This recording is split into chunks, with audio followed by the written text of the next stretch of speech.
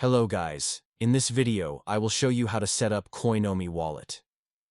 First let's go to coinomi.com website. Scroll down a little bit and tap on download button. Here you can download the app. Choose the option based on your device. This process is pretty much straightforward, just like with every other app.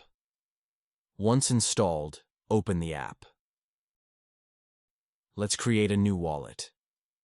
Here choose how big security level you want to have. I will go with biometric authentication. Once ready, tap on the arrow icon. Here choose which coins you want to add to your wallet at the beginning. Don't worry much about it, as you would be able to add more even after wallet is set up.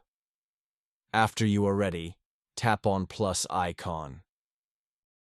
Accept terms of service. And that's it. Now your wallet is ready to use.